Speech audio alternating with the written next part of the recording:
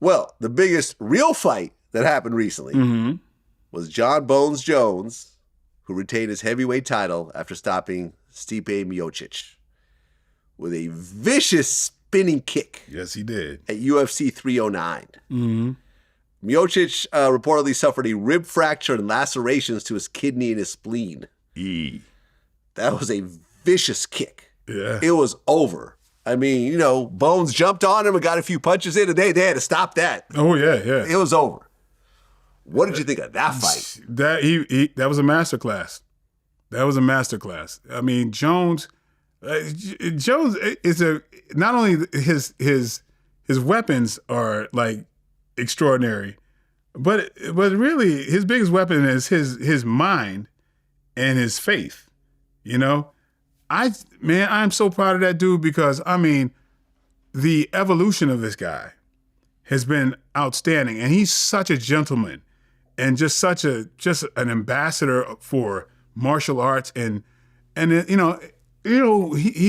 know he's had his troubles in the past, but now, man, he's like the way he comports himself is just outstanding, and he's undeniably the baddest fighter on the planet.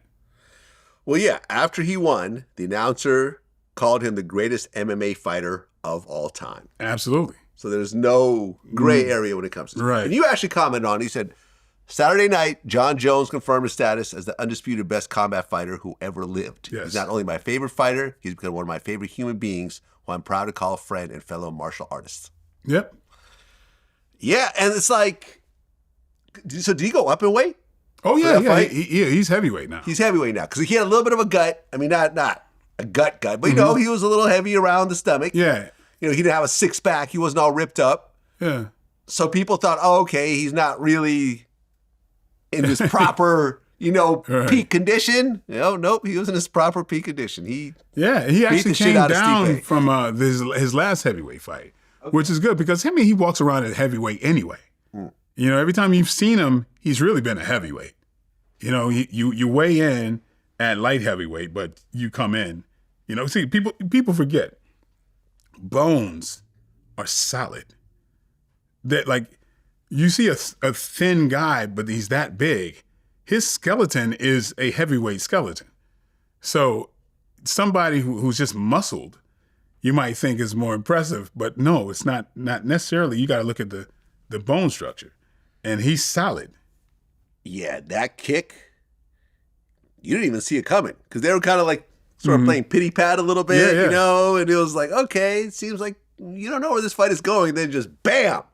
But I watched it over this morning. The beauty it of was like, woo. His striking from day one. I'm like, nobody's going to beat this guy because there's little things that he's done, and that it's just the way he strikes, the calmness and the acceleration is unlike most fighters. Most fighters, they have a point A to B that's the same speed.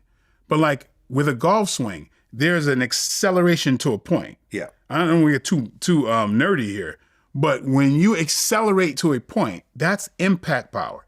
That's how you break objects, right?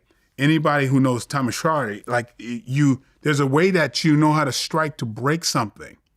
And it's not the same way as most people move.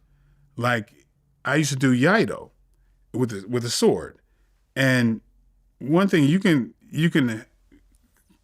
go try to kind of pass a sword through a stack of bamboo, and if you whack at it, you're not going to get anywhere.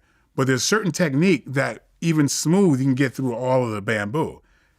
So movement, there's a science to movement, and John Jones kind of has it naturally to where there's a relaxation and an acceleration to a point.